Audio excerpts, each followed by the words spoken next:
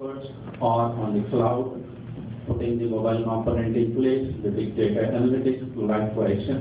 So to have the cost efficiencies, we are consolidated. And moving forward to the next slide. By the way, we won several awards, though we were in a very short term of last 2 years. Last year we were the best industry application, etc., out on the cloud, and a lot of things going very well for us so far.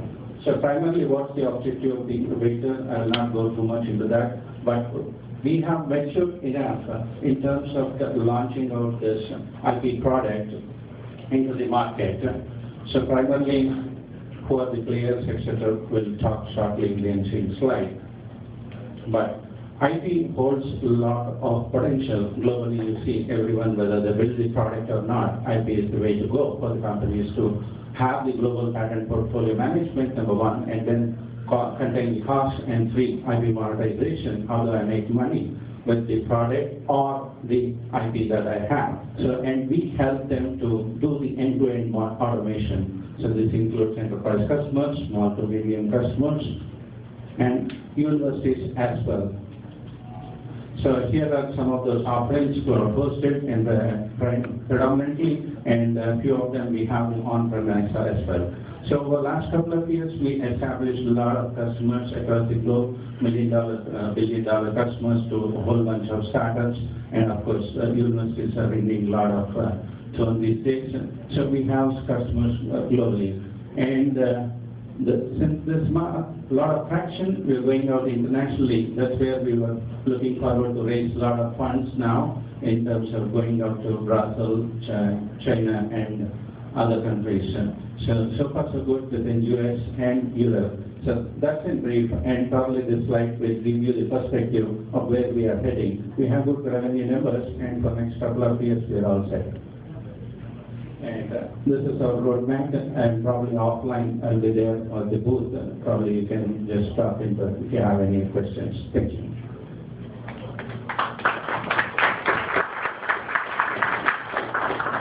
Questions from the panel?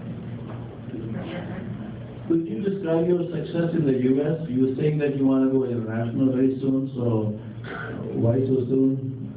It's not so soon that we are asking for. It's the customers that have come to us and said, hey, we want to get started out in China and Brazil. So we had several teams, rounds of discussions already. Now they said, okay, now is the time to move on. And that's where we're looking out to scale up. It's that the customers are there. Will want to go now or not? Probably with our limited funds, we have executed already in Europe. In Stockholm, they're starting off August 1st. But now Brazil is there, Hong Kong is there, China is there. With our limited funds, we can go. So now that's why we're looking out to raise more so that we can go fast.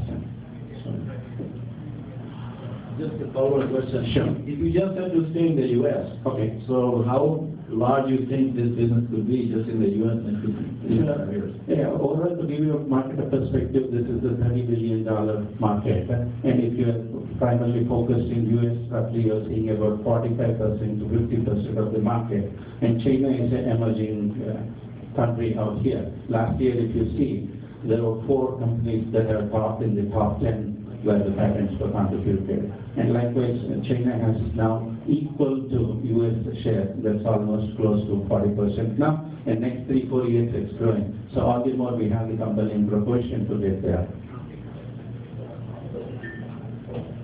And that market actually includes, what is actually included in that number? This includes a lot of big companies like ZTE. They themselves produced last year close to about 3,600 IPs in a single year. So that gives you a perspective. There are big players. Philips, over the time, they have thousands of IPs. This is the value of the patents that are created on an annual basis. That's right. So, and then this itself is a huge market. Globally, there are 7 million patents right now. So that will give you a perspective. Yeah. Okay, thank you very much. Thank you very much. Okay. Next we have Joyce Brown.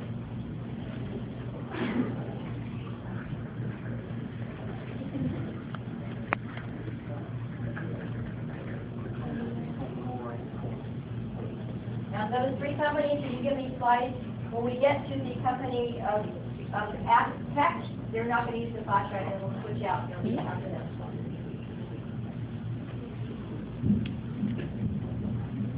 Good evening, my name is Leo, and I'm co-founder of Joint Palo.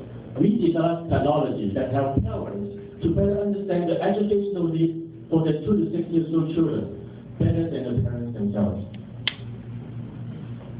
On the business side, we're actually solving one of the biggest problems in the educational aspect, the monetization problem.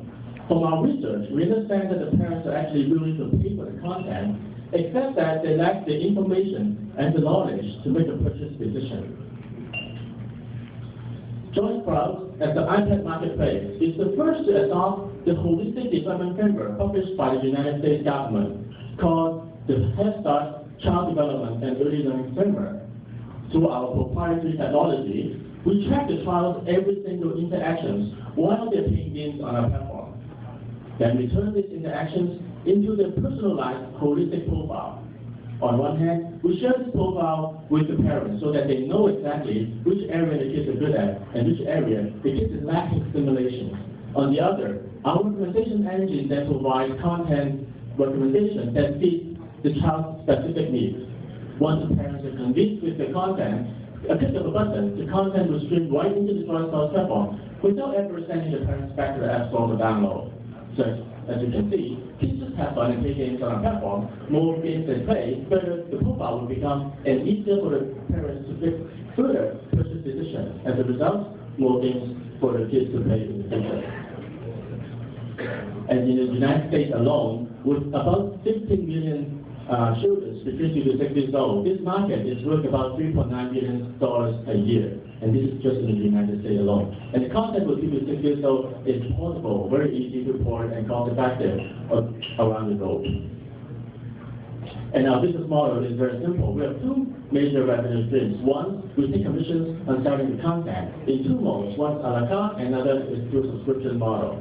Second, we charge a development fee from our content providers in order to put their content into our store. Our winning team covers 4 key areas of our business. I'm responsible for the tech. I work for IBM Software Lab for 14 years and filed 19 software patents. Suzanne, she has 10 years in event management as well as the licensing and work for Smurf as well as Angry Birds. Cindy is a senior educator with over 30 years of experience in early childhood education. Ricky is a operation director. Joint Palo was incorporated in 2011. Our product is in beta version. Since it becomes available for download, we received already 3 awards, and most recent, we are proud to be winner of Pi 50 in May. Joint Palo has already signed 50 plus license agreements from world-class content providers, including BBC Radio, Oxford University, as well as Garfield. Joint Palo is looking for $500,000 of angel seed funding in order to turn all the existing content license agreements into content, as well as achieve a 6% commercial rate. Thank you.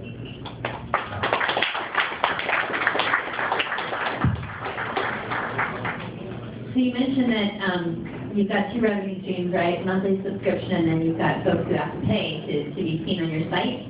Is there a conflict of interest? It sounds like one of your differentiations is providing parents, right, a safe, reliable, best development stuff for your kids.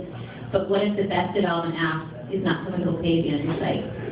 Right. Well, the development fee is just the fee to convert the content from the original form into content form that's actually purchased from our platform. So it's basically the development fee. So if they can get past that, meaning they're going to get past that? That's the content providers have to pay for it. They cannot get past it. Okay.